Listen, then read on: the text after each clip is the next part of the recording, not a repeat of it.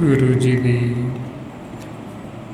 साजी नवाजी गुरु रूप गुरु प्यारी साध संगत जी, वाहिगुरु जी का खालसा वाहिगुरु जी की फतेह। गुरमुख प्यारिओ, सतगुरु गुरबाणी गुरु विच जो सानू भेज दे रहे नाम दा, सच दा, ते जो मालक दे मुख दी आवाज़ है नाम, अनहद शब्द जिसनूं शब्द गुरु आखे। हुण जे साडे बहुत वड्डे भाग होण, फिर सानूं ये नाम दा भेत आउंदा, ते फिर ही सानूं नाम दी प्राप्ति हुंदी। सतगुरु फरमाउंदे, बिन भागा नाम न पाया जाए, कि बिना भागां तो सानूं नाम की प्राप्ति नहीं होती। हुण आपां नूं फिर दस दे बई ये वड्डे भागां की निशानी है जदों सानूं ये सत्संगत मिलती। वड्डे भागां दे नाल सानूं ये साध संगत प्राप्त होंदी। जिन्हां नूं ये साध संगत प्राप्त है, जिहड़े सत्संग च आउंदे, सतगुरु उन्हां नूं वड्डे भागां वाले कहंदे। मारे फरमाउंदे, वड भागी सत संगत पावे, बई वड्डे भागां वाला सत्संगत प्राप्त कर। बिना भागां तो सानूं जिवें नाम की प्राप्ति नहीं हुंदी, इस तरह ही बिना भागां तो सानूं ये सत्संगत की भी प्राप्ति नहीं होती। मारे कहंदे, बिन भागां सत संग न लभे, बिन संगत मैल भरी जे जीव। ये बिना भागां तो सानूं ये सत्संगत प्राप्त नहीं हुंदी, ते सत्संगत तो बिना साडा जिहड़ा मन है मैल दे नाल भरिया रहिंदा, मन मैला है। सो इस वास्ते फिर महाराज कहंदे बई जिन्हां दे बहुत वड्डे भाग होण,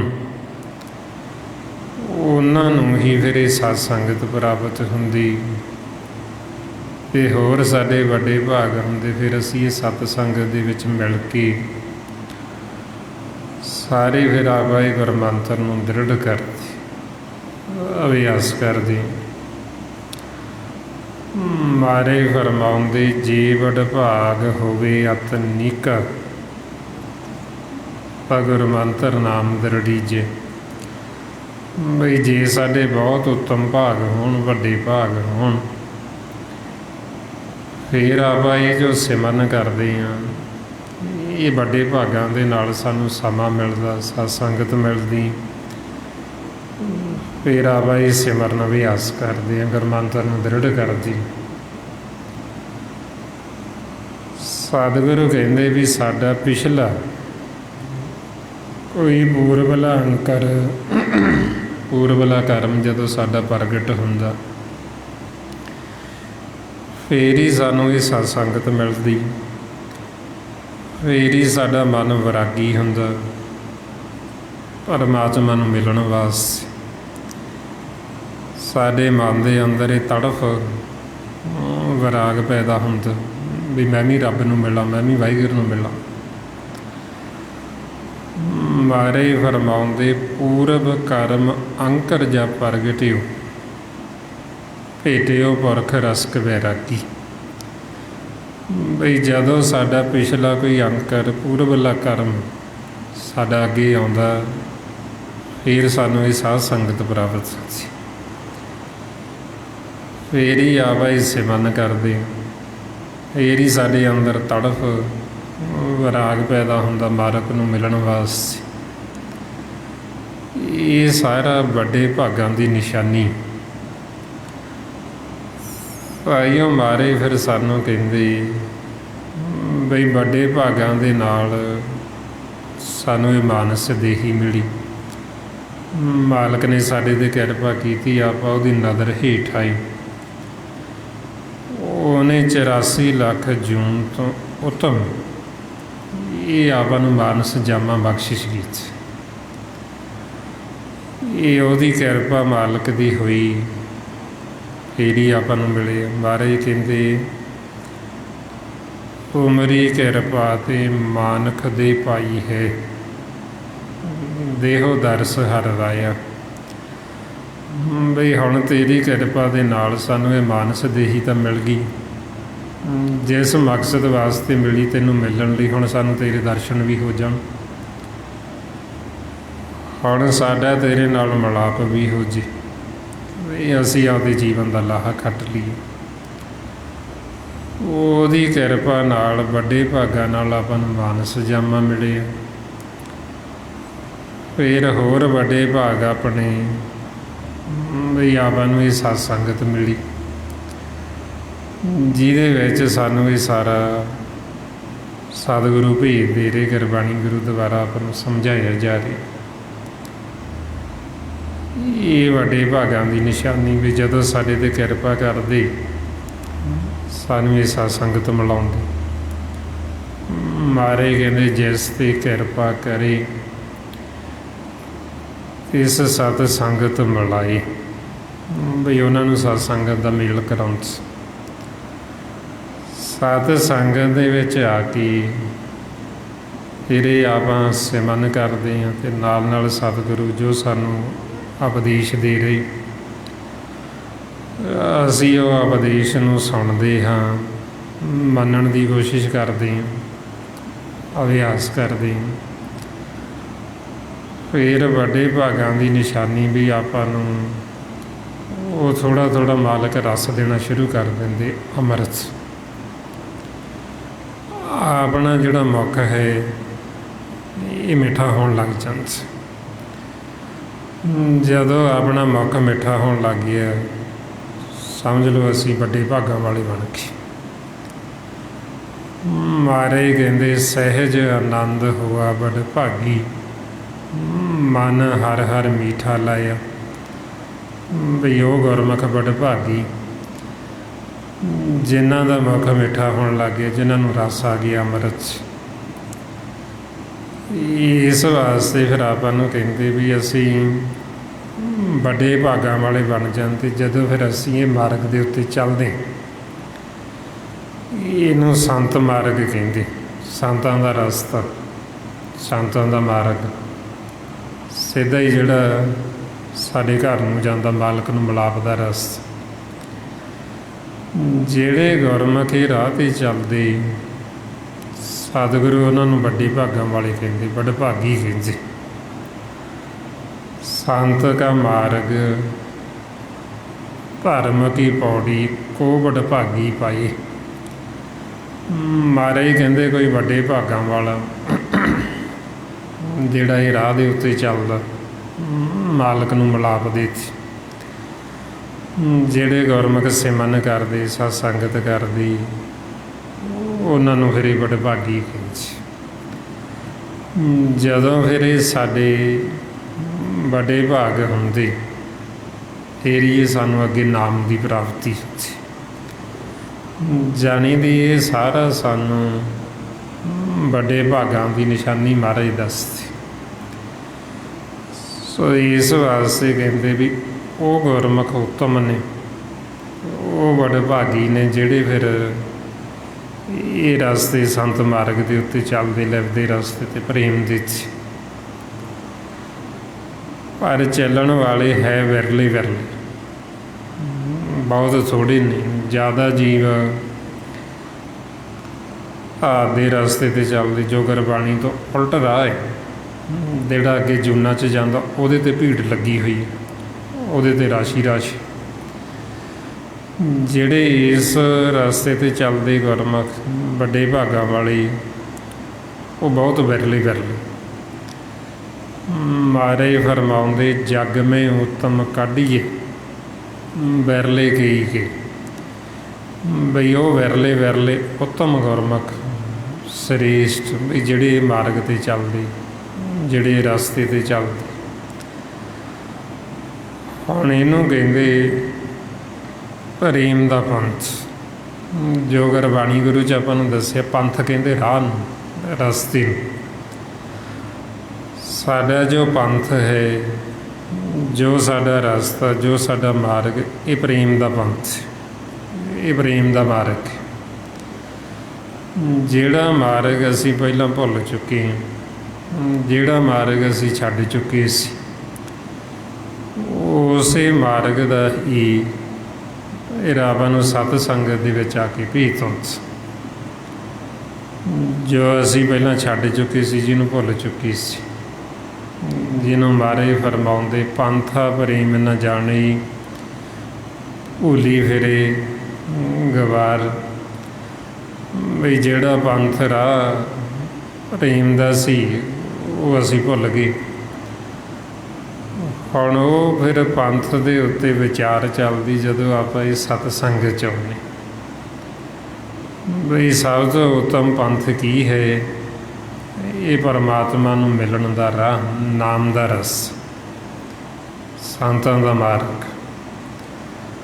ਮਹਾਰਾਜ ਕਹਿੰਦੇ ਇੱਕ ਉੱਤਮ ਪੰਥ ਸੁਣਿਓ ਗੁਰ ਸੰਗਤ, ਤਹਿ ਮਲੰਤ ਜਮ ਤਰਾਸ ਮਿਟਾਈ। ਬਈ ਇਹ ਜੋ ਸਤ ਸੰਗਤ, ਇਹਦੇ ਵਿੱਚ ਆ ਕੇ ਸਾਨੂੰ ਉਹ ਪੰਥ ਦਾ ਭੇਤ ਆਉਂਦਾ। ਬਈ ਉਹ ਪੰਥ ਕਿਹੜਾ ਹੈ ਜਿਹਦੇ 'ਤੇ ਅਸੀਂ ਚੱਲਣਾ, ਜਿਹੜਾ ਪ੍ਰੇਮ ਦਾ ਪੰਥ, ਪ੍ਰੇਮ ਦਾ ਮਾਰਗ। ਫਿਰ ਆਪਾਂ ਨੂੰ ਗੁਰਬਾਣੀ ਗੁਰੂ ਵਿੱਚ ਇਹ ਦੋ ਮਾਰਗ ਦੱਸੇ। ਇੱਕ ਹੀ ਪ੍ਰੇਮ ਦਾ ਪੰਥ, ਇਹਨੂੰ ਲਿਵ ਦਾ ਰਾਹ ਕਹਿੰਦੇ। ਦੂਸਰਾ ਧਾਤ ਦਾ ਪੰਥ, ਧਾਤ ਦਾ ਮਾਰਗ, ਜਿਹੜਾ ਮਨਮੁਖਾਂ ਦਾ ਰਾਹ। ਹੁਣ ਇਹ ਦੋ ਹੀ ਰਾਹ ਨੇ, ਹੋਰ ਤੀਜਾ ਕੋਈ ਰਾਹ ਨਹੀਂ। ਮਹਾਰਾਜ ਕਹਿੰਦੇ ਲਿਵ ਧਾਤ ਦੋਇ ਰਾਹੋ ਹੈ, ਹੁਕਮੀ ਕਾਰ ਕਮਾਈ। ਬਈ ਅਸੀਂ ਲਿਵ ਦੇ ਮਾਰਗ 'ਤੇ ਚੱਲਣਾ, ਅਸੀਂ ਨਾਮ ਦੇ ਰਸਤੇ ਆਉਣਾ। ਇੱਧਰ ਸੰਸਾਰ ਦੇ ਵਿੱਚ ਆਉਣ 'ਚ ਮਿਲ ਕੇ ਅਸੀਂ ਖੇਡਣਾ, ਅਤੇ ਮੁੜ ਕੇ ਖੇਲ ਨੂੰ ਸਮਾਪਤ ਕਰਕੇ ਲਿਵ ਦੇ ਰਸਤੇ 'ਤੇ ਅਸੀਂ ਨਾਮ ਨੂੰ ਪਕੜ ਕੇ ਫਿਰ ਆਪਦੇ ਘਰ ਚਲੇ ਜਾਂਦੇ ਹਾਂ ਨਾਮ ਨੂੰ। ਫਿਰ ਸਾਡਾ ਮਨ ਇਹ ਧਾਤ ਦੇ ਰਾਹ 'ਤੇ ਚੱਲਣਾ ਸ਼ੁਰੂ ਹੋ ਜਾਂਦਾ ਹੈ, ਜਿਹੜਾ ਮਨਮੁਖਾਂ ਦਾ ਰਾਹ। ਇਸ ਰਾਹ ਦੇ ਉੱਤੇ ਚੱਲਦੇ ਹੋਏ ਬੈਰ ਵਿਰੋਧ ਕਰਦਾ ਹੈ, ਈਰਖਾ ਕਰਦਾ, ਨਫ਼ਰਤ ਕਰਦਾ, ਲੜਾਈਆਂ ਝਗੜੇ ਕਰਦਾ।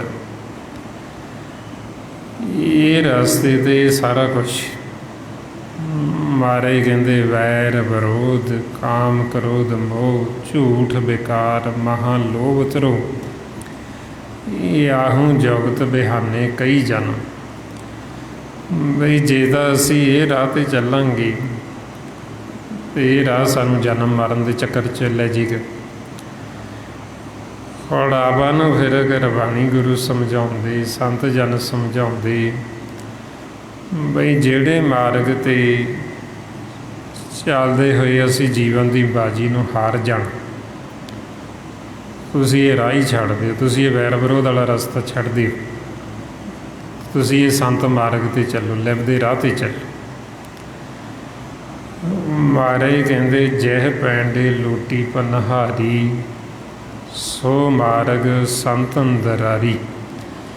ਬਈ ਜਿਹੜੇ ਪੈਂਡੇ 'ਤੇ ਜਿਹੜੇ ਰਾਹ 'ਤੇ ਚੱਲਦੇ ਹੋਏ ਅਸੀਂ ਲੁੱਟੇ ਜਾ ਰਹੇ ਸੀ, ਅਸੀਂ ਠੱਗੇ ਜਾ ਰਹੇ ਸੀ, ਅਸੀਂ ਵਾਰ-ਵਾਰ ਜਨਮ ਮਰਨ ਦੇ ਚੱਕਰ ਦੇ ਵਿੱਚ ਪਏ ਹੋਏ ਸੀ, ਸੰਤ ਜਨ ਆਪਾਂ ਨੂੰ ਉਹ ਰਸਤਾ ਛਡਾ ਕੇ ਇਹ ਸੰਤ ਮਾਰਗ 'ਤੇ ਲਿਵ ਦੇ ਰਾਹ 'ਤੇ ਤੋਰ ਦਿੰਦੇ, ਜਿਹੜਾ ਰਸਤਾ ਸਾਡੇ ਸਿੱਧੇ ਹੀ ਘਰ ਨੂੰ ਜਾਂਦਾ। ਇਸ ਕਰਕੇ ਇਹਨੂੰ ਸੰਤ ਮਾਰਗ ਕਹਿੰਦੇ। ਜੇ ਅਸੀਂ ਸੰਤਾਂ ਦੇ ਦੱਸੇ ਹੋਏ ਰਾਹ ਦੇ ਉੱਤੇ ਚੱਲੀਏ, ਜੇ ਅਸੀਂ ਉਹਨਾਂ ਦਾ ਵਚਨ ਮੰਨੀਏ, ਅਸੀਂ ਉਹਨਾਂ ਦਾ ਵਚਨ ਕਮਾਈਏ, ਫਿਰ ਅਸੀਂ ਇਹ ਭਵ ਸਾਗਰ ਸੰਸਾਰ ਸਾਗਰ ਤੋਂ ਪਾਰ ਹੋ ਜਾ, ਅਸੀਂ ਜਨਮ ਮਰਨ ਤੋਂ ਸਦਾ ਲਈ ਰਹਿਤ ਹੋ ਜਾਂਦੇ ਹਾਂ, ਸਦਾ ਵਾਸਤੇ ਅਸੀਂ ਅਮਰ ਹੋ ਜਾਂਦੇ। ਮਹਾਰਾਜ ਫਰਮਾਉਂਦੇ ਸੰਤੋ ਸਾਗਰ ਪਾਰ ਉਤਰੀਏ, ਜੇ ਕੋ ਬਚਨ ਕਮਾਵੇ ਸੰਤਨ ਕਾ, ਸੋ ਗੁਰ ਪ੍ਰਸ਼ਾਦੀ ਤਰੀਏ। ਬਈ ਜੇ ਕਿਸੇ ਨੂੰ ਡਰ ਲੱਗਦਾ ਜਨਮ ਮਰਨ ਤੋਂ, ਜੇ ਕਿਸੇ ਨੂੰ ਮੌਤ ਤੋਂ ਡਰ ਲੱਗਦਾ, ਕਿਸੇ ਨੂੰ ਜਮਾਂ ਤੋਂ ਡਰ ਲੱਗਦਾ, ਸਤਿਗੁਰੂ ਕਹਿੰਦੇ ਉਹ ਸਤ ਸੰਗਤ ਦੇ ਵਿੱਚ ਆਵੇ, ਉਹ ਸਾਧੂ ਜਨਾਂ ਦੀ, ਸੰਤ ਜਨਾਂ ਦੀ ਸੰਗਤ ਦੇ ਵਿੱਚ ਆ ਜਾਵੇ। ਇਹ ਉਹਦਾ ਇਹ ਸਹਿਮ, ਉਹਦਾ ਇਹ ਡਰ ਵੀ ਖਤਮ ਹੋ ਜਾਂਦਾ। ਜਨਮ ਮਰਨ ਤੋਂ ਸਾਧੂ ਜਨ ਸਾਨੂੰ ਰਹਿਤ ਕਰ ਦਿੰਦੇ, ਸਾਨੂੰ ਦੱਸ ਦਿੰਦੇ ਬਈ ਅਸੀਂ ਕਿਵੇਂ ਜਨਮ ਮਰਨ ਤੋਂ ਰਹਿਤ ਹੋ। ਇਸ ਲਈ ਮਹਾਰਾਜ ਫਰਮਾਉਂਦੇ ਜੇ ਕੋ ਜਨਮ ਮਰਨ ਤੇ ਡਰੇ, ਸਾਧ ਜਨਾਂ ਕੀ ਸਰਨੀ ਵਰੇ। ਬਈ ਜੇ ਕਿਸੇ ਨੂੰ ਡਰ ਲੱਗਦਾ ਜਨਮ ਮਰਨ ਤੋਂ, ਵੀ ਹਾਏ ਮੈਨੂੰ ਮੌਤ ਹੀ ਨਾ ਜੀ, ਬਈ ਮੈਂ ਕਿਤੇ ਇਹ ਜਮਾਂ ਦੇ ਵੱਸ ਨਾ ਚਲੇ ਜਾਵਾਂ, ਅੱਗੇ ਪਤਾ ਨਹੀਂ ਮੇਰੀ ਕੀ ਹਾਲਤ ਹੋਣੀ, ਤੇ ਕਹਿੰਦੇ ਸਾਧੂ ਜਨਾਂ ਦੀ ਜੇ ਸ਼ਰਨ 'ਚ ਆ ਜੇ ਤੇ ਉਹ ਹੀ ਭਵ ਸਾਗਰ ਤੋਂ ਪਾਰ ਹੋ ਜਾਂਦੇ। ਇਸ ਵਾਸਤੇ ਫਿਰ ਮਹਾਰਾਜ ਇਹ ਵਡਿਆਈ ਦੱਸਦੇ ਸਾਧ ਸੰਗਤ ਦੀ, ਬਈ ਜਦੋਂ ਅਸੀਂ ਸਾਧ ਸੰਗਤ 'ਚ ਆ ਜਾਂਦੇ ਹਾਂ ਅਸੀਂ ਮੁਕਤ ਹੋ ਜਾਂਦੇ। ਜਿੱਥੇ ਸਾਧ ਸੰਗਤ ਹੁੰਦੀ ਉੱਥੇ ਮਾਲਕ ਆਪ ਹਾਜ਼ਰ ਹੁੰਦਾ, ਉਹ ਸਾਨੂੰ ਮੁਕਤ ਕਰ ਦਿੰਦਾ। ਸਾਡੇ ਪਿਛਲੇ ਕੀਤੇ ਹੋਏ ਔਗਣ ਉਹ ਸਾਰੀ ਬਖਸ਼ ਦਿੰਦਾ। ਮਹਾਰਾਜ ਸੱਚੇ ਪਾਤਸ਼ਾਹ ਇਹ ਵਡਿਆਈ ਦੱਸਦੇ, ਮੁਕਤ ਭਏ ਕਰ ਸਾਧ ਸੰਗਤ, ਤਿਨ ਕੇ ਔਗਣ ਸਭ ਪਰ ਹਰਿਆ, ਤਿਨ ਕੋ ਦੇਖ ਭਏ ਹੈ ਕਿਰਪਾਲਾ, ਤਿਨ ਭਵ ਸਾਗਰ ਤਰਿਆ। ਬਈ ਉਹ ਸਾਡੇ 'ਤੇ ਇੰਨਾ ਦਿਆਲੂ ਕਿਰਪਾਲੂ ਹੈ ਮਾਲਕ, ਵੀ ਜਦੋਂ ਅਸੀਂ ਸਤਸੰਗ 'ਚ ਆ ਜਾਂਦੇ ਉਹ ਸਾਨੂੰ ਮੁਕਤ ਕਰ ਦਿੰਦੇ ਸੀ। ਹੁਣ ਮੁਕਤ ਉਹ ਸਾਨੂੰ ਕਰ ਦਿੰਦੇ, ਮੁਕਤ ਹੁੰਦਾ ਵਿਚਾਰਾਂ ਤੋਂ, ਫੁਰਨਿਆਂ ਤੋਂ ਰਹਿਤ ਹੋ ਜਾਣ। ਹੁਣ ਸਾਡਾ ਜਿਹੜਾ ਮਨ ਹੈ ਇਹ ਆਦੀ ਹੋ ਚੁੱਕੇ ਬੰਧਨਾਂ ਦੇ ਵਿੱਚ ਵੱਜਣ ਦਾ। ਜਦੋਂ ਅਸੀਂ ਸਤਸੰਗ 'ਚ ਆਉਂਦੇ ਉਹ ਸਾਨੂੰ ਮੁਕਤ ਤਾਂ ਕਰ ਦਿੰਦੇ, ਜਦੋਂ ਅਸੀਂ ਸਤਸੰਗ ਤੋਂ ਬਾਹਰ ਜਾਂਦੇ ਅਸੀਂ ਫੇਰ ਖੁਦ ਹੀ ਉਹ ਬੰਧਨਾਂ 'ਚ ਵੱਜ ਜਾਂਦੇ, ਅਸੀਂ ਫੇਰ ਉਹ ਵਿਚਾਰਾਂ ਦੇ ਸੰਗਲਾਂ ਦੇ ਵਿੱਚ ਬੰਨ੍ਹ ਜਾਂਦੇ। ਜਿਵੇਂ ਆਪਾਂ ਦੇਖਦੇ ਹਾਂ ਵੀ ਆਪਾਂ ਪਸ਼ੂ ਰੱਖਦੇ ਹਾਂ, ਮੱਝਾਂ ਗਾਵਾਂ, ਉਹਨਾਂ ਨੂੰ ਸੰਗਲ ਲਾ ਕੇ ਬੰਨ੍ਹ ਕੇ ਰੱਖਦੇ। ਹੁਣ ਉਹਨਾਂ ਨੂੰ ਇੰਨੀ ਆਦਤ ਪੈ ਜਾਂਦੀ ਸੰਗਲ ਦੀ, ਤੁਸੀਂ ਉਹਨਾਂ ਦਾ ਸੰਗਲ ਲਾ ਵੀ ਦਿਓ, ਉਹ ਜਦੋਂ ਉਹਨਾਂ ਦਾ ਸੰਗਲ ਲਾ ਵੀ ਦੇ ਦਿੱਤਾ ਉਹਨਾਂ ਨੇ ਗੇੜਾ ਕੱਢ ਕੇ ਫੇਰ ਉੱਥੇ ਕੀਲੇ 'ਤੇ ਆ ਕੇ ਖੜ੍ਹ ਜਾਣਾ ਵੀ ਮੇਰੇ ਸੰਗਲ ਫੇਰ ਪਾ ਦਿਓ। ਹੁਣ ਉਹੀਓ ਹਾਲਤ ਸਤਿਗੁਰੂ ਇਹ ਸਾਡੇ ਮਨ ਦੀ ਦੱਸ, ਇਹ ਇੰਨਾ ਆਦੀ ਹੋ ਗਿਆ ਬੱਝਣ ਦਾ ਬੰਧਨਾਂ ਦੇ ਵਿੱਚ। ਸਤਿਗੁਰੂ ਸਾਡੇ ਬੰਧਨ ਕੱਟ ਵੀ ਦਿੰਦੇ, ਸਾਨੂੰ ਮੁਕਤ ਵੀ ਕਰ ਦਿੰਦੇ। ਉਹ ਅਸੀਂ ਬਾਹਰ ਜਾ ਕੇ ਫਿਰ ਉਸੇ ਤਰ੍ਹਾਂ ਹੀ ਉਹ ਜਾ ਕੇ ਫਿਰ ਉਹ ਸੰਗਲ ਆਪਦੇ ਗਲ 'ਚ ਪਾ ਲੈਂਦੇ ਬਈ ਨਹੀਂ ਜੀ, ਅਸੀਂ ਤਾਂ ਆਪਦੇ ਆਪ ਨੂੰ ਬਣਾਉਣਾ ਹੀ ਬਣਾਉਣਾ।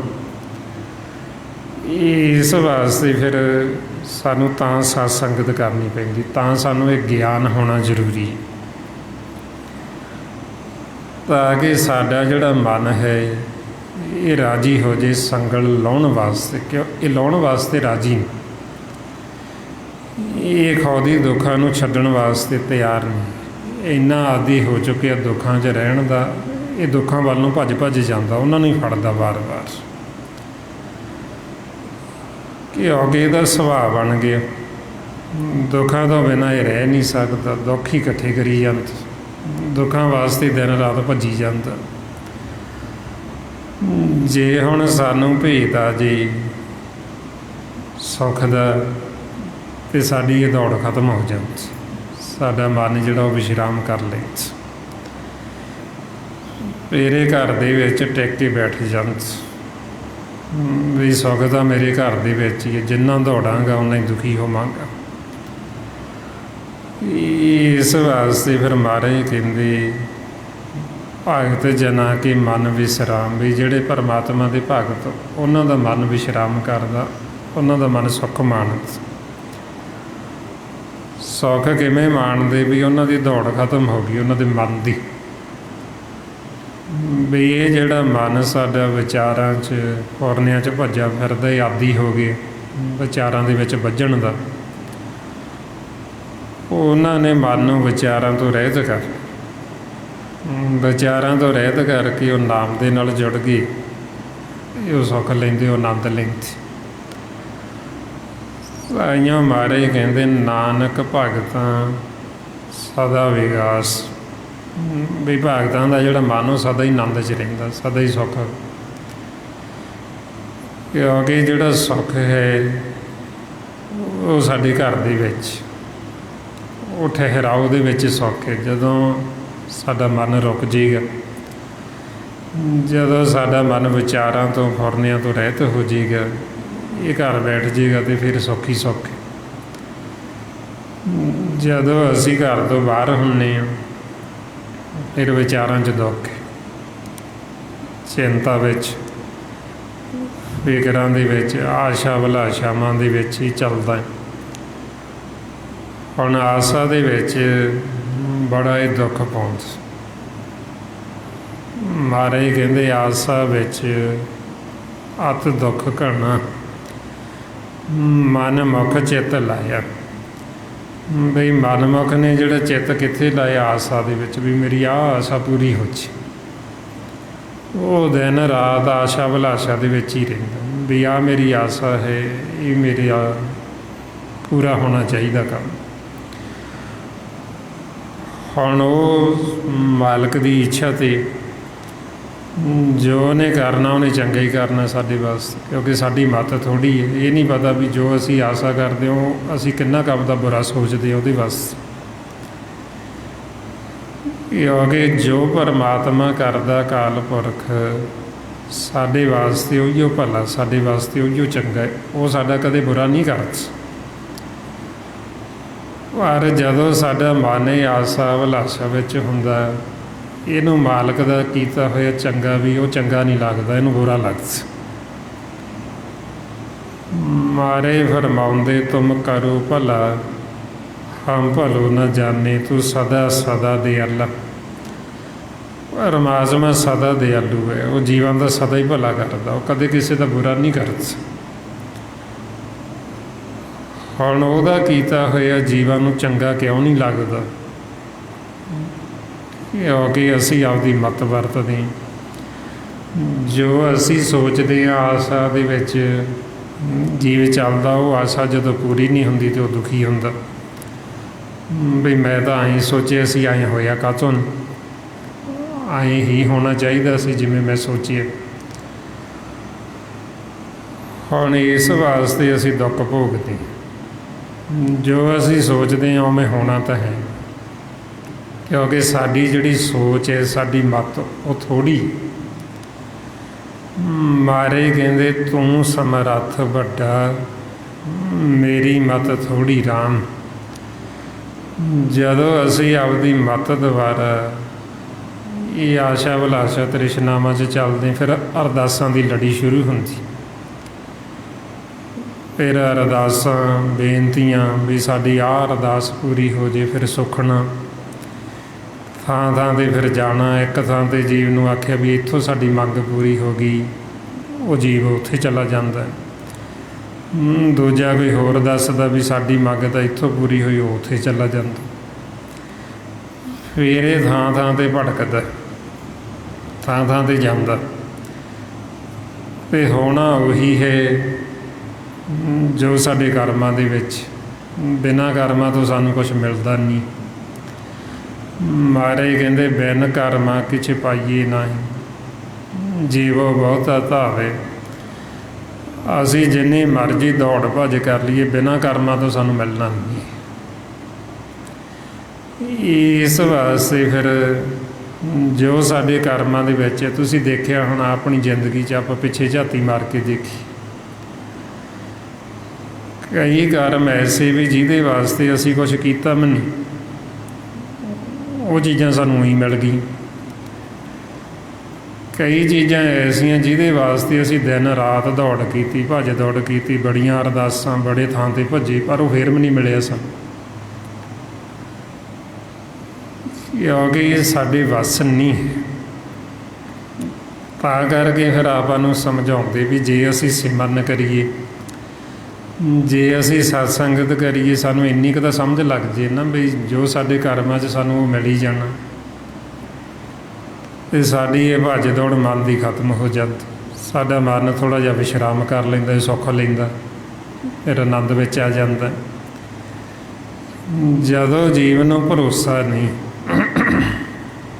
ਪਰਮਾਤਮਾ 'ਤੇ, ਫਿਰ ਇਹਦੀ ਭੱਜ ਦੌੜ। ਜਿਨ੍ਹਾਂ ਨੂੰ ਭਰੋਸਾ ਮਾਲਕ 'ਤੇ, ਜਿਹੜੇ ਹਰੀ ਦੇ ਜਨ, ਪਰਮਾਤਮਾ ਦੇ ਗੁਰਮੁਖ, ਉਹਨਾਂ ਨੂੰ ਰਾਮ ਅਤੇ ਵਾਹਿਗੁਰੂ 'ਤੇ ਪੂਰਾ ਭਰੋਸਾ ਹੈ। ਮਹਾਰਾਜ ਕਹਿੰਦੇ ਰਾਮ ਜਨਾਂ ਕੋ ਰਾਮ ਭਰੋਸਾ, ਰਾਮ ਨਾਮ ਜਪਤ ਮਿਟਿਓ ਸਗਲ ਅੰਦੇਸਾ। ਵੀ ਜਿਹੜੇ ਰਾਮ ਦੇ ਜਨ, ਉਹਨਾਂ ਨੂੰ ਪਰਮਾਤਮਾ 'ਤੇ ਪੂਰਾ ਭਰੋਸਾ, ਉਹਨਾਂ ਨੇ ਮਾਲਕ ਦਾ ਸਿਮਰਨ ਕਰਕੇ ਉਹਨਾਂ ਦੇ ਸਾਰੇ ਚਿੰਤਾਵਾਂ, ਸਾਰੇ ਫਿਕਰ, ਸਾਰੀਆਂ ਆਸ਼ਾਵਾਂ ਉਹਨਾਂ ਦੀਆਂ ਖਤਮ ਹੋ ਗਈਆਂ। ਉਹਨਾਂ ਨੂੰ ਪਤਾ ਵੀ ਮਾਲਕ ਜੋ ਕਰਦਾ ਹੈ ਉਹੀਓ ਸਾਡੇ ਵਾਸਤੇ ਭਲਾ ਹੈ, ਉਹੀਓ ਚੰਗਾ ਹੈ। ਵੀ ਸਮੇਂ ਸਮੇਂ ਮੁਤਾਬਕ ਮਾਲਕ ਸਾਡੀਆਂ ਮੰਗਾਂ, ਜੋ ਸਾਡੀਆਂ ਲੋੜਾਂ, ਸਾਡੇ ਮਨ ਦੀਆਂ, ਸਾਡੇ ਤਨ ਦੀਆਂ, ਉਹ ਸਾਰੀਆਂ ਪੂਰੀਆਂ ਕਰਦਾ। ਜਿਵੇਂ ਮਾਂ ਪਿਓ ਹੁੰਦਾ, ਮਾਂ ਪਿਓ ਨੂੰ ਕਹਿਣ ਦੀ ਲੋੜ ਨਹੀਂ, ਉਹਨੂੰ ਪਤਾ ਹੀ ਹੁੰਦਾ ਵੀ ਮੇਰੇ ਬੱਚੇ ਨੂੰ ਕਿਹੜੀ ਚੀਜ਼ ਦੀ ਲੋੜ ਹੈ, ਕਦੋਂ ਲੋੜ ਹੈ। ਜੇ ਸੰਸਾਰੀ ਮਾਤਾ ਪਿਤਾ ਇੰਨਾ ਕੁ ਜਾਣ ਸਕਦੇ ਆਪਦੇ ਬੱਚਿਆਂ ਦੀ ਲੋੜ, ਅਤੇ ਉਹ ਤਾਂ ਸਾਡਾ ਅਸਲ ਮਾਤਾ ਪਿਤਾ, ਉਹ ਤਾਂ ਅੰਤਰਜਾਮੀ, ਉਹ ਤਾਂ ਬਿਨਾਂ ਬੋਲਿਆਂ ਤੋਂ ਹੀ ਸਾਡੇ ਅੰਦਰ ਦੀ ਜਾਣਤ। ਇਸ ਲਈ ਮਹਾਰਾਜ ਫਰਮਾਉਂਦੇ ਬਿਨ ਬੋਲਿਆਂ ਸਭ ਕੁਛ ਜਾਣਦਾ, ਕੈਸਾ ਗੀ ਕੀਜੇ ਅਰਦਾਸ। ਬਈ ਅਸੀਂ ਬੋਲ ਕੇ ਤਾਂ ਦੱਸੀਏ ਵਾਹਿਗੁਰੂ ਤੈਨੂੰ, ਵੀ ਜੇ ਤੂੰ ਜਾਣਦਾ ਨਾ ਹੁਣ, ਤੂੰ ਤਾਂ ਬਿਨਾਂ ਬੋਲਿਆਂ ਤੋਂ ਹੀ ਜਾਣਦਾ। ਘਾਟ ਘਾਟ ਕੇ ਅੰਤਰ ਕੀ ਜਾਣਤ, ਭਲੇ ਬੁਰੇ ਕੀ ਵੀਰ ਪਛਾਣਤ। ਸਾਨੂੰ ਉਹਨੂੰ ਬੋਲ ਕੇ ਦੱਸਣ ਦੀ ਲੋੜ ਨਹੀਂ ਹੈ, ਉਹ ਬਿਨਾਂ ਬੋਲਿਆਂ ਤੋਂ ਹੀ ਜਾਣਤ। ਇਸ ਵਾਸਤੇ ਫਿਰ ਜਦੋਂ ਬਿਨਾਂ ਬੋਲਿਆਂ ਤੋਂ ਹੀ ਜਾਣਦਾ ਹੈ, ਅਤੇ ਕੀ ਉਹਨੂੰ ਇਹ ਨਹੀਂ ਪਤਾ ਵੀ ਮੇਰੇ ਬੱਚੇ ਨੂੰ ਕਿਹੜੀ ਚੀਜ਼ ਦੀ ਲੋੜ ਹੈ, ਕਦੋਂ ਲੋੜ ਹੈ। ਸਮੇਂ ਸਮੇਂ ਮੁਤਾਬਕ ਉਹ ਸਾਡੀਆਂ ਸਾਰੀਆਂ ਲੋੜਾਂ, ਸਾਡੀਆਂ ਜ਼ਰੂਰਤਾਂ ਪੂਰੀਆਂ ਕਰਦਾ ਹੀ ਰਹਿੰਦਾ। ਹੁਣ ਮਨਮੁਖ ਜੀਵ ਨੂੰ ਨਾ ਸੰਗਤ ਕਰਨ ਕਰਕੇ, ਉਹਦਾ ਮਨ ਵਿਚਾਰਾਂ 'ਚ ਹੋਣ ਕਰਕੇ ਉਹਨੂੰ ਪ੍ਰਤੀਤ ਨਹੀਂ ਆਉਂਦੀ, ਉਹਨੂੰ ਭਰੋਸਾ ਨਹੀਂ ਆਉਂਦਾ ਬਈ ਮੇਰੀਆਂ ਲੋੜਾਂ ਮੇਰੀਆਂ ਕੌਣ ਪੂਰੀਆਂ ਕਰਦਾ। ਉਹਨੂੰ ਲੱਗਦਾ ਵੀ ਸ਼ਾਇਦ ਮੈਂ ਆਪਦੀ ਸਿਆਣਪ ਦੁਆਰਾ ਬਈ ਮੈਂ ਇਹ ਸਾਰਾ ਕੁਝ ਇਕੱਠਾ ਕਰ ਲਿਆ। ਉਹ ਮਾਲਕ ਵਾਹਿਗੁਰੂ ਜਿੰਨੀ ਕੁ ਸਾਨੂੰ ਲੋੜ ਹੈ, ਜਿਵੇਂ ਜਦੋਂ ਅਸੀਂ ਛੋਟੇ ਹੁੰਦੇ ਹਾਂ ਜਿੰਨੀ ਕੁ ਸਾਨੂੰ ਲੋੜ ਹੈ ਉਨਾ ਕੁ ਦਿੱਤੀ ਜਾਂਦਾ। ਜਦੋਂ ਬੱਚਾ ਵੱਡਾ ਹੋ ਜਾਂਦਾ, ਉਹਦਾ ਵਿਆਹ ਹੋ ਜਾਂਦਾ, ਉਹ ਹੋਰ ਵਾਧਾ ਕਰ ਦਿੰਦਾ ਵੀ ਇਹਨੂੰ ਹੁਣ ਹੋਰ ਲੋੜ ਹੈ। ਜਦੋਂ ਅੱਗੇ ਹੋਰ ਪਰਿਵਾਰ ਬੱਚੇ ਹੋ ਜਾਂਦੇ, ਉਹ ਹੋਰ ਵਧਾ ਦਿੰਦਾ ਵੀ ਇਹਨਾਂ ਨੂੰ ਹੁਣ ਹੋਰ ਲੋੜ ਹੈ। ਉਹ ਸਮੇਂ ਮੁਤਾਬਕ ਸਾਡੀ ਲੋੜ ਤਾਂ ਪੂਰੀ ਕਰਦਾ ਹੈ, ਪਰ ਮਨਮੁਖ ਨੂੰ ਇਉਂ ਲੱਗਦਾ ਵੀ ਮੈਂ ਆਪ ਕਰਦਾ, ਬਈ ਮੈਂ ਜੇ ਕਰਦਾ ਤਾਂ ਤਾਂ ਹੀ ਹੋ ਰਿਹਾ, ਬਈ ਮੈਂ ਆਪਦੀ ਸਿਆਣਪ ਦੁਆਰਾ ਕਰ ਲਿਆ, ਵਧਾ ਲਿਆ, ਆਪਦੀ ਮੱਤ ਦੁਆਰਾ ਵਧਾ ਲਿਆ। ਇਹ ਜਿਹੜੇ ਗੁਰਮੁਖ ਜਾਗੇ ਉਹਨਾਂ ਨੇ ਫਿਰ ਦੇਖ ਕੇ ਦੱਸਿਆ ਸਾਨੂੰ ਵੀ ਕਰਨ ਵਾਲਾ ਉਹ ਇੱਕ ਹੀ ਹੈ, ਮਾਲਕ ਵਾਹਿਗੁਰੂ। ਕਾਰਨ ਪ੍ਰਭ ਏਕ ਹੈ, ਦੂਸਰ ਨਾਹੀ ਕੋਈ। ਨਾਨਕ ਤਿਸ ਬਲਿਹਾਰ ਨੇ, ਜਲ ਥਲ ਮਹੀਲ ਸੋਈ। ਬਈ ਸਿਰਫ ਮਾਨਸ ਜਾਮੇ ਵਿੱਚ ਹੀ ਆਪਾਂ ਇਹ ਧਨ ਦੌਲਤ ਤਾਂ ਇਕੱਠੀ ਕਰਦੇ, ਹੋਰ ਜਿੰਨੀ ਵੀ 84 ਲੱਖ ਜੂਨ ਨੇ ਉਹਨਾਂ ਨੂੰ ਤਾਂ ਧਨ ਦੀ ਲੋੜ ਨਹੀਂ, ਪੈਸੇ ਇਕੱਠੇ ਨਹੀਂ ਕਰਦੇ। ਪਰ ਮਾਲਕ ਰਿਜ਼ਕ ਉਹਨਾਂ ਨੂੰ ਵੀ ਦਿੰਦਾ ਜੀ। ਮਾਲਕ ਨੇ ਜਲ ਪਾਣੀ 'ਚ ਪੈਦਾ ਕੀਤੇ, ਉਹਨਾਂ ਨੂੰ ਵੀ ਉੱਥੇ ਰਿਜ਼ਕ ਫੜਾਉਂਦਾ। ਉਸੇ ਮਹਾਰਾਜ ਕਹਿੰਦੇ ਕੋਈ ਹੱਟ ਨਹੀਂ ਲੱਗੇ, ਨਾ ਕੋਈ ਉੱਥੇ ਕਿਰਤ ਕਰਦਾ। ਸਤਿਗੁਰੂ ਕਹਿੰਦੇ ਨਾਨਕ ਚਿੰਤਾ ਮਤ ਕਰੋ, ਚਿੰਤਾ ਤਿਸ ਹੀ ਹੈ। ਜਲ ਵਿੱਚ ਜੀਓ ਪਾਏ ਕੇ, ਤਿੰਨਾਂ ਵੀ ਰੋਜੀ ਦੇ। ਉੱਥੇ ਹੱਟ ਨਾ ਚੱਲੇ, ਨਾ ਕੋ ਕਿਰਸ ਕਰੇ। ਵੀ ਉੱਥੇ ਕਿਹੜਾ ਕੋਈ ਹੱਟੀਆਂ ਲੱਗੀਆਂ, ਦੁਕਾਨਾਂ ਪਈਆਂ ਹੋਈਆਂ।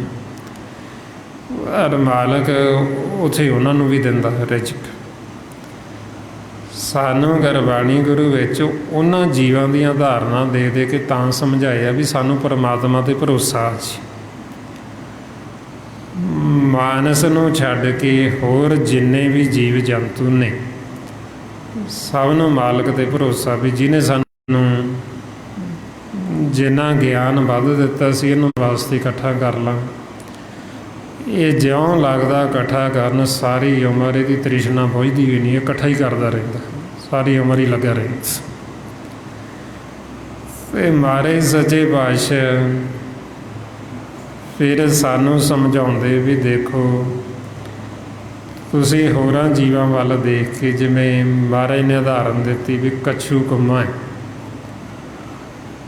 ਹੁਣ ਉਹ ਜਿਹੜਾ ਕੱਛੂ ਕੰਮਾ ਹੈ ਉਹ ਪਾਣੀ ਦੇ ਵਿੱਚ ਰਹਿੰਦਾ, ਅਤੇ ਜਦੋਂ ਉਹਨੇ ਆਪਦੇ ਬੱਚੇ ਪੈਦਾ ਕਰਨੇ ਉਹ ਬਾਹਰ ਆਉਂਦਾ ਪਾਣੀ 'ਚੋਂ, ਉਹ ਰੇਤੇ ਵਿੱਚ ਆਂਡੇ ਦੇ ਕੇ ਉਹ ਆਪ ਫਿਰ ਪਾਣੀ ਦੇ ਵਿੱਚ ਚਲਾ ਜਾਂਦਾ।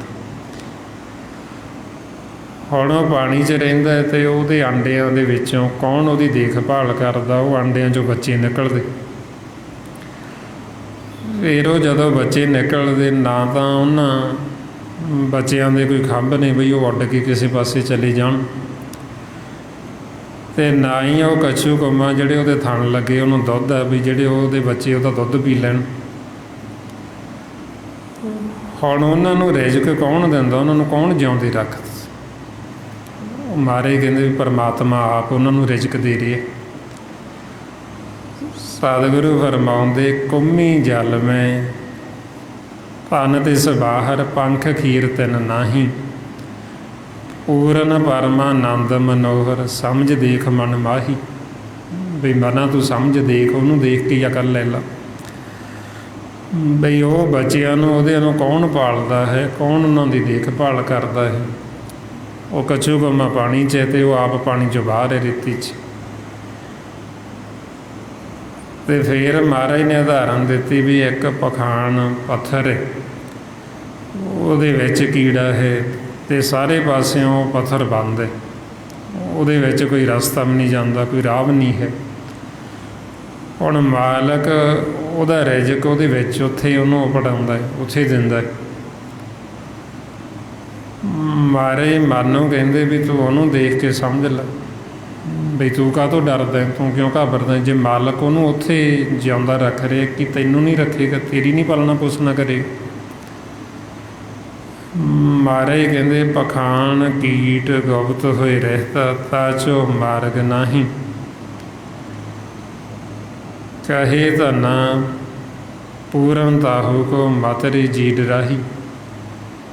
ਮਾਨੂੰ ਕਹਿੰਦੇ ਮਾਲਕ ਪੂਰਨ ਨੇ ਪਰਮਾਤਮਾ, ਬਈ ਉਹ ਉੱਥੇ ਵੀ ਮਾਲਕ ਜੀਵਾਂ ਨੂੰ ਪੈਦਾ ਕਰਕੇ ਉੱਥੇ ਵੀ ਉਹਨਾਂ ਨੂੰ ਰਿਜ਼ਕ ਦਿੰਦਾ। ਅਤੇ ਆਵਾ ਰੋਜ਼ ਪੜ੍ਹਦੇ ਸਤਿਗੁਰੂ ਫਰਮਾਉਂਦੇ ਸੈਲ ਪਥਨ ਮੇ ਜੰਤ ਪਾਇਆ, ਤਾ ਕਾ ਰਿਜ਼ਕ ਆਗੇ ਕਰ ਧਰਿਆ।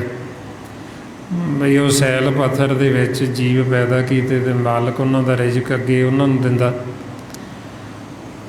ਸੋ ਇਹ ਫਿਰ ਸਾਨੂੰ ਤਾਂ ਸਮਝਾਉਂਦੇ ਵੀ ਸਾਨੂੰ ਭਰੋਸਾ ਆ ਜੇ, ਪਰਮਾਤਮਾ 'ਤੇ ਸਾਨੂੰ ਯਕੀਨ ਆ ਜੇ। ਜਿਹੜਾ ਇਹ ਅਸੀਂ ਆਸ਼ਾ ਅਭਿਲਾਸ਼ਾਵਾਂ ਦੇ ਵਿੱਚ ਭੱਜੇ ਫਿਰਦੇ, ਸਾਡੀ ਇਹ ਭੱਜ ਦੌੜ ਖਤਮ ਹੋ ਜੇ। ਜੇ ਸਾਨੂੰ ਪ੍ਰਤੀਤ ਆ ਜਾਏਗੀ, ਭਰੋਸਾ ਆ ਜਾਏਗਾ, ਅਤੇ ਸਾਡੀਆਂ ਇਹ ਆਸ਼ਾਵਾਂ, ਸਾਡੀਆਂ ਤ੍ਰਿਸ਼ਨਾ ਖਤਮ ਹੋ ਜਾਂਦੀਆਂ। ਸਾਨੂੰ ਪਤਾ ਲੱਗ ਜਾਂਦਾ ਵੀ ਸਾਡਾ ਮਾਤਾ ਪਿਤਾ ਹੈ ਅਤੇ ਉਹਨੇ ਸਾਡਾ ਰੱਖਿਆ ਵੀ ਕਰਨੀ ਅਤੇ ਸਾਡੀਆਂ ਲੋੜਾਂ ਵੀ ਪੂਰੀਆਂ ਕਰਨੀਆਂ।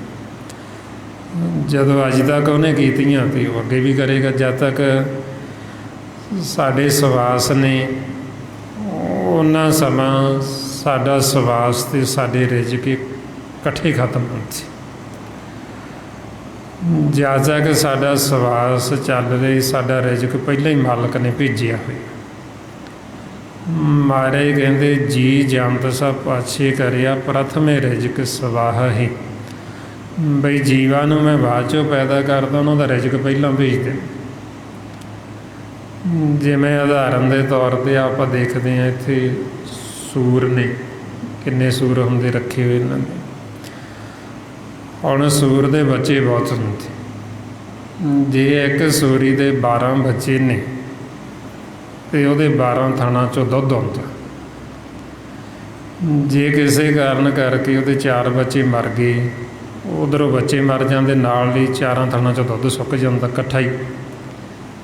ਉੱਧਰੋਂ ਸਵਾਸ ਖਤਮ ਹੋ ਗਏ, ਉੱਧਰੋਂ ਰਿਜ਼ਕ ਖਤਮ ਹੋ ਗਿਆ, ਨਾਲ ਹੀ 8 ਥਣਾਂ 'ਚ ਦੁੱਧ ਰਹਿ ਜਾਏਗਾ ਅਤੇ 4 ਨਾਲ ਦੀ ਨਾਲ ਹੀ ਸੁੱਕ ਜਾਣਗੇ, ਦੁੱਧ ਬੰਦ ਹੋ ਜਾਂਦਾ। ਜੇ ਹੋਰ 4 ਮਰ ਗਏ ਅਤੇ ਨਾਲ ਹੀ 4 'ਚੋਂ ਫਿਰ ਬੰਦ। ਉੱਧਰੋਂ ਸਵਾਸ ਮੁੱਕੇ, ਉੱਧਰੋਂ ਦੁੱਧ ਸੁੱਕਿਆ, ਇਕੱਠਾ ਹੀ ਇੱਕੋ ਵਾਰ ਇਕੱਠੇ ਹੀ ਖਤਮ ਹੁੰਦੇ। ਮਤਲਬ ਵੀ ਜਿਹੜਾ ਮਾਲਕ ਦਾ ਇਹ ਖੇਲ ਚੱਲ ਰਿਹਾ, ਕੋਈ ਊਂ ਹੀ ਨਹੀਂ ਚੱਲ ਰਿਹਾ ਵੀ ਐਵੇਂ ਹੀ ਚੱਲ ਰਿਹਾ। ਇਹ ਬੜਾ ਪਰਮਾਤਮਾ ਦੇ ਸਿਸਟਮ ਦੇ ਵਿੱਚ ਸਾਰਾ, ਵੀ ਇੱਕ ਵੀ ਸਵਾਸ ਇੱਧਰ ਉੱਧਰ ਨਹੀਂ ਹੋ ਸਕਦੀ। ਗਿਣਤੀ ਦੇ ਨੇ ਪੂਰੇ, ਨਾ ਇੱਕ ਤਿਲ ਭਰ ਵਧਣਾ ਨਾ ਘਟਣਾ। ਆਈਓ ਮਹਾਰਾਜ ਕਹਿੰਦੇ ਗਣ ਘਾਲੇ ਸਭ ਦਿਵਸਾਸ ਨੇ, ਵੱਢਣ ਘਟਣ ਤਿਲ ਸਾਰ। ਵੀ ਇੱਕ ਤਿਲ ਮਾਤਰ ਵੀ ਨਾ ਦਾ ਸਾਡਾ ਸਵਾਸ ਵੱਧਦਾ ਹੈ ਅਤੇ ਨਾ ਘਟਦਾ ਹੈ। ਜਦੋਂ ਪੂਰੇ ਹੋ ਗਏ ਉਦੋਂ ਹੀ ਜਾਣਾ, ਅਤੇ ਉਦੋਂ ਹੀ ਸਾਡਾ ਰਿਜ਼ਕ ਖਤਮ ਹੋਣਾ। ਇਸ ਵਾਸਤੇ ਫਿਰ ਆਪਾਂ ਨੂੰ ਸਮਝਾਉਂਦੇ ਵੀ ਜੀਵਾਂ ਨੂੰ ਮੈਂ ਬਾਅਦ 'ਚੋਂ ਪੈਦਾ ਕਰਦਾ, ਉਹਨਾਂ ਦਾ ਜਿਹੜਾ ਰਿਜ਼ਕ ਹੈ ਮਾਲਕ ਕਹਿੰਦੇ ਮੈਂ ਪਹਿਲਾਂ ਭੇਜ ਦਿੰਦਾ, ਪਹਿਲਾਂ ਉਹਨਾਂ ਦਾ ਪ੍ਰਬੰਧ ਕਰ ਦਿੰਦਾ। ਹੁਣ ਆਪਾਂ ਨੂੰ ਕਹਿੰਦੇ ਵੀ ਤੁਸੀਂ ਇਹਦੇ ਬਾਰੇ ਨਾ ਸੋਚੋ। ਤੁਸੀਂ ਜੇ ਸੋਚਣਾ, ਜਿਹੜਾ ਕਰਮ ਕਰਨ ਵਾਸਤੇ ਤੁਹਾਨੂੰ ਭੇਜਿਆ ਤੁਸੀਂ ਉਹ ਕਰੋ। ਵੀ ਉਹ ਸਾਡਾ ਕਰਮ ਹੈ ਸਿਮਰਨ ਕਰਨਾ, ਮਾਲਕ ਦੇ ਗੁਣ ਗਾਉਣੇ। ਮਾਰੇ ਫਰਮਾਉਂਦੇ ਰਾਮ ਸਿਮਰ ਇਹ ਤੇਰੇ ਕਾਜ ਹੈ। ਮਾਨੋ ਕਹਿੰਦੇ ਵੀ ਇਹ ਤੇਰਾ ਅਸਲ ਕਾਰਜ ਹੈ, ਤੂੰ ਇਹ ਕਾਰਜ ਕਰ। ਜੇ ਤੂੰ ਇਹ ਕਾਰਜ ਕਰੇਗਾ ਤੈਨੂੰ ਸੁੱਖ ਮਿਲੇਗਾ, ਤੂੰ ਸੁਖੀ ਹੋ ਜਾਏਗਾ। ਹੁਣ ਕਿਵੇਂ ਸਾਡੇ ਮਨ ਨੇ ਸੁਖੀ ਹੋਣਾ, ਉਹਦੇ ਵਾਸਤੇ ਜੋ ਸਤਿਗੁਰੂ ਆਪਾਂ ਨੂੰ ਇਹ ਸਾਸ ਗਿਰਾਸ ਸਿਮਰਨ ਅਭਿਆਸ ਦੱਸਦੇ ਨੇ। ਆਓ ਸਾਰੇ ਗੁਰਮੁਖ ਪਿਆਰੇ ਕਰੋ ਜੀ ਸ਼ੁਰੂ। ਵਾਹਿਗੁਰੂ ਵਾਹਿਗੁਰੂ ਵਾਹਿਗੁਰੂ ਵਾਹਿਗੁਰੂ ਵਾਹਿਗੁਰੂ ਵਾਹਿਗੁਰੂ ਵਾਹਿਗੁਰੂ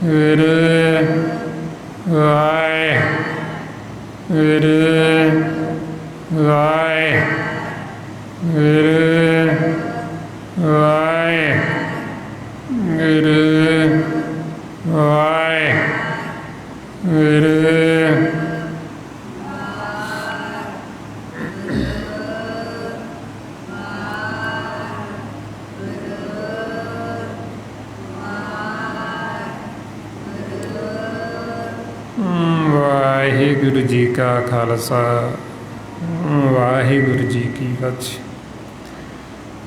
ਇਸ ਤਰੀਕੇ ਦੇ ਨਾਲ ਗੁਰਮੁਖ ਪਿਆਰਿਓ, ਜਿਉਂ-ਜਿਉਂ ਆਪਾਂ ਸਿਮਰਨ ਅਭਿਆਸ ਕਰਾਂਗੇ, ਸਾਧ ਸੰਗਤ ਕਰਾਂਗੇ, ਸਾਨੂੰ ਮਾਲਕ 'ਤੇ ਭਰੋਸਾ ਹੁੰਦਾ। ਇਹ ਸਾਰਾ ਜਿਹੜਾ ਖੇਲ ਇਹ ਭਰੋਸੇ ਦਾ, ਜੇ ਤਾਂ ਸਾਨੂੰ ਭਰੋਸਾ ਆ ਗਿਆ ਸਾਡਾ ਭਰਮ ਖਤਮ ਹੋ ਜਾਂਦਾ। ਜਿਵੇਂ ਮਹਾਰਾਜ ਕਹਿੰਦੇ ਵੀ ਭਰਮ ਕੀ ਹੈ, ਵਿਚਾਰ ਫੁਰਨੇ, ਇਹ ਆਸ਼ਾ ਅਭਿਲਾਸ਼ਾ ਤ੍ਰਿਸ਼ਨਾਵਾਂ, ਸੈਂਸੇ ਫਿਕਰ ਚਿੰਤਾਵਾਂ, ਇਹ ਭਰਮ ਹੈ। ਅਤੇ ਮਹਾਰਾਜ ਕਹਿੰਦੇ ਭਰਮ ਦਾ ਜਾਲ ਉਹਨਾਂ ਦਾ ਕੱਟਿਆ ਜਾਂਦਾ ਜਿਨ੍ਹਾਂ ਨੂੰ ਸਾਧ ਸੰਗਤ ਦੇ ਵਿੱਚ ਆ ਕੇ ਵਿਸ਼ਵਾਸ ਆ ਗਿਆ ਬਈ ਜੋ ਸਾਨੂੰ ਗੁਰਬਾਣੀ ਗੁਰੂ ਕਹਿ ਰਹੇ ਬਿਲਕੁਲ ਸੱਚ ਕਹਿ ਰਹੇ। ਸਾਨੂੰ ਇਹਨਾਂ ਬਚਨਾਂ 'ਤੇ ਭਰੋਸਾ ਆ ਗਿਆ, ਪ੍ਰਤੀਤ ਆ ਗਈ, ਸਾਡਾ ਜਿਹੜਾ ਭਰਮ ਕੱਟਿਆ ਜਾਣਾ, ਖਤਮ ਹੋ ਜਾਣਾ।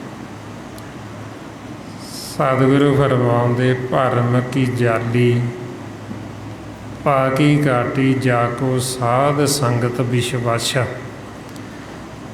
ਬਈ ਉਹਨਾਂ ਦਾ ਭਰਮ ਖਤਮ ਹੋ ਜਾਣਾ, ਉਹਨਾਂ ਦਾ ਭਰਮ ਕੱਟਿਆ ਜਾਣਾ ਜਿਨ੍ਹਾਂ ਨੂੰ ਸਾਧ ਸੰਗਤ 'ਚ ਆ ਕੇ ਵਿਸ਼ਵਾਸ ਆ ਗਿਆ ਬਈ ਜੋ ਸਾਨੂੰ ਸਤਿਗੁਰੂ ਬਚਨ ਕਰ ਰਹੇ, ਸਾਨੂੰ ਇਹਨਾਂ ਬਚਨਾਂ 'ਤੇ ਭਰੋਸਾ ਆ ਗਿਆ, ਸਾਨੂੰ ਪ੍ਰਤੀਤ ਆ ਗਈ। ਹੁਣ ਭਰੋਸਾ ਤਾਂ ਹੀ ਆਉਣਾ ਜੇ ਸਾਨੂੰ ਪਤਾ ਹੋਏਗਾ ਪਹਿਲਾਂ ਵੀ ਸਾਨੂੰ ਕਹਿੰਦੇ ਕੀ ਨੇ। ਹੁਣ ਜਦ ਤੱਕ ਜੀਵ ਸਤ ਸੰਗਤ ਨਹੀਂ ਕਰਦਾ, ਪਹਿਲਾਂ ਤੁਹਾਨੂੰ ਇਹੀ ਨਹੀਂ ਪਤਾ ਵੀ ਮੈਨੂੰ ਗੁਰਬਾਣੀ ਗੁਰੂ ਕਹਿ ਕੀ ਰਹੇ ਨੇ, ਸਾਨੂੰ ਕੀ ਸਮਝਾਉਂਦੇ ਨੇ। ਉਹ ਤਾਂ ਜਿਹੜੇ ਜੀਵ ਸਤ ਸੰਗਤ ਨਹੀਂ ਕਰਦੇ, ਚਾਹੇ ਗੁਰਬਾਣੀ ਪੜ੍ਹਦੇ ਵੀ ਵੀ ਨਹੀਂ, ਉਹਨਾਂ ਨੂੰ ਸਮਝ ਲੱਗ ਰਹੀ ਵੀ ਉਹ ਕੀ ਪੜ੍ਹ ਰਹੇ ਨੇ, ਵੀ ਕੀ ਸਮਝਾ ਰਹੇ ਗੁਰਬਾਣੀ ਗੁਰੂ, ਉਹਨਾਂ ਨੂੰ ਨਹੀਂ ਪਤਾ ਲੱਗਦਾ। ਜਦ ਤੱਕ ਜੀਵ ਸਤ ਸੰਗਤ ਨਹੀਂ ਕਰਦਾ, ਜਦ ਤੱਕ ਉਹ ਸਿਮਰਨ ਨਹੀਂ ਕਰਦਾ, ਉਹਨਾਂ ਸਮਾਂ ਉਹਨੂੰ ਭੇਤ ਆ ਹੀ ਨਹੀਂ ਸਕਦਾ। ਜਿਵੇਂ ਹੁਣ ਬੱਚਾ ਸਕੂਲ ਹੀ ਨਾ ਜਾਵੇ ਅਤੇ ਉਹਨੂੰ ਪੜ੍ਹਾਈ ਥੋੜ੍ਹੀ ਆਉਣੀ। ਇਸੇ ਤਰ੍ਹਾਂ ਹੀ ਇਹ ਸਤ ਸੰਗਤ ਸਤਿਗੁਰ ਦਾ ਸਕੂਲ ਹੈ। ਅਤੇ ਇਹ ਜੋ ਗੁਰਬਾਣੀ ਗੁਰੂ ਇਹ ਬ੍ਰਹਮ ਦੀ ਵਿੱਦਿਆ, ਇਹ ਬ੍ਰਹਮ ਦਾ ਗਿਆਨ ਹੈ। ਹੁਣ ਜੀਵ ਸਮਝਦਾ ਵੀ ਜਿਵੇਂ ਬਈ ਮੈਨੂੰ ਇਹ ਸ਼ਾਇਦ ਵੀ ਜਿਵੇਂ ਮੈਂ ਸੰਸਾਰ ਦੀ ਪੜ੍ਹਾਈ ਜਾਣਦਾ ਵੀ ਉਸੇ ਤਰ੍ਹਾਂ ਮੈਂ ਗੁਰਬਾਣੀ ਨੂੰ ਪੜ੍ਹ ਲਾਂਗਾ ਅਤੇ ਮੈਂ ਤਾਂ ਜਾਣਦਾ ਹੀ ਹਾਂ ਪੜ੍ਹਨਾ। ਪੜ੍ਹਨਾ ਇੱਕ ਵੱਖਰੀ ਗੱਲ ਹੈ, ਪਰ ਗੁਰਬਾਣੀ ਗੁਰੂ ਨੂੰ ਸਮਝਣਾ, ਜੋ ਸਾਨੂੰ ਗਿਆਨ ਦੇ ਰਹੇ, ਜਿੱਥੇ ਸਾਨੂੰ ਪਹੁੰਚਣ ਨੂੰ ਕਹਿ ਰਹੇ, ਉਹ ਜੀਵ ਨੂੰ ਸਮਝ ਨਹੀਂ ਲੱਗਦੀ, ਉਹਨੂੰ ਪਤਾ ਨਹੀਂ ਲੱਗਦਾ ਹੈ ਵੀ ਉਹ ਸਾਨੂੰ ਕੀ ਸਮਝਾਉਂਦੇ। ਕਿਉਂਕਿ ਗੁਰਬਾਣੀ ਚੌਥੇ ਪਦ ਦੀ ਹੈ ਅਤੇ ਸਾਡਾ ਮਨ ਤ੍ਰੈ ਗੁਣਾਂ 'ਚ ਮਾਇਆ ਦੇ ਵਿੱਚ।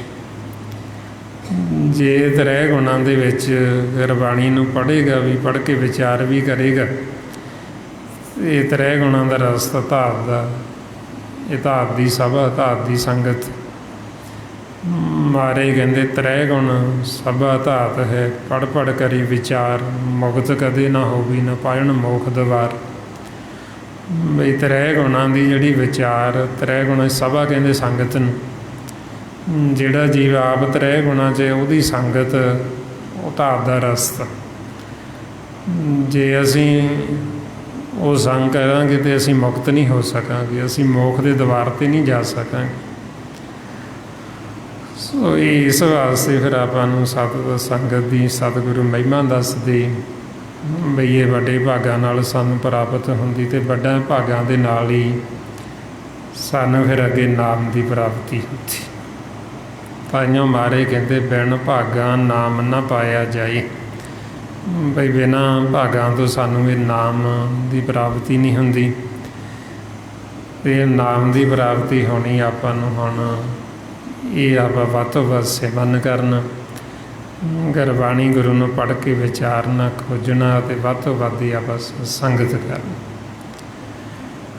ਇਹ ਜੋ ਸਾਰਾ ਭੇਦ ਗੁਰਬਾਣੀ ਗੁਰੂ ਦੁਆਰਾ ਆਪਾਂ ਨੂੰ ਦਿੱਤਾ ਮਹਾਂਪੁਰਖਾਂ ਨੇ, ਭਾਈ ਸਾਹਿਬ ਭਾਈ ਸੇਵਾ ਸਿੰਘ ਜੀ ਧਰਮਾਲਾ, ਜੋ ਗੁਰਮੁਖਾਂ ਨੇ ਇਹ ਗਿਆਨ ਗੁਰਬਾਣੀ ਗੁਰੂ ਦੁਆਰਾ ਆਪਾਂ ਨੂੰ ਦਿੱਤਾ ਹੈ, ਉਸੇ ਗਿਆਨ ਦੀ ਆਪਾਂ ਸਾਂਝ ਪਾਉਂਦੇ ਹਾਂ ਕਿ ਵੀ ਤਾਂ ਕਿ ਆਪਾਂ ਨੂੰ ਵੀ ਗੁਰਬਾਣੀ ਗੁਰੂ ਦੀ ਸਮਝ ਲੱਗ ਜੇ ਵੀ ਸਾਨੂੰ ਕੀ ਉਪਦੇਸ਼ ਕਰ ਰਹੇ, ਕੀ ਸਾਨੂੰ ਸਮਝਾਉਣਾ ਚਾਹੁੰਦੇ। ਜਦੋਂ ਸਾਨੂੰ ਸਮਝ ਲੱਗੇਗੀ, ਸਾਡੇ ਹਿਰਦੇ 'ਚ ਇਹ ਗਿਆਨ ਵਸੇਗਾ, ਅਤੇ ਫਿਰ ਹੀ ਆਪਾਂ ਕੀ ਮੰਨਾਂਗੇ। ਸੋ ਇਸ ਵਾਸਤੇ ਹੁਣ ਆਪਾਂ ਇਹ ਕੋਸ਼ਿਸ਼ ਕਰਨੀ ਵੱਧ ਤੋਂ ਵੱਧ ਆਪਾਂ ਸਤਸੰਗਤ ਕਰਨੀ। ਸੋ ਇੰਨੀਆਂ ਬੇਨਤੀਆਂ, ਇੰਨੇ ਵਿਚਾਰ ਕਰਦਿਆਂ ਹੋਇਆਂ ਜੇ ਕੋਈ ਐਸਾ ਸ਼ਬਦ ਬੋਲਿਆ ਗਿਆ ਹੋਵੇ, ਸੰਗਤ ਅਤੇ ਸਤਿਗੁਰੂ ਬਖਸ਼ਣ ਯੋਗ ਨੇ ਬਖਸ਼ ਲੈਣਾ ਜੀ। ਵਾਹਿਗੁਰੂ ਜੀ ਕਾ ਖਾਲਸਾ, ਵਾਹਿਗੁਰੂ ਜੀ ਕੀ ਫਤਿਹ। ਵਾਹਿਗੁਰੂ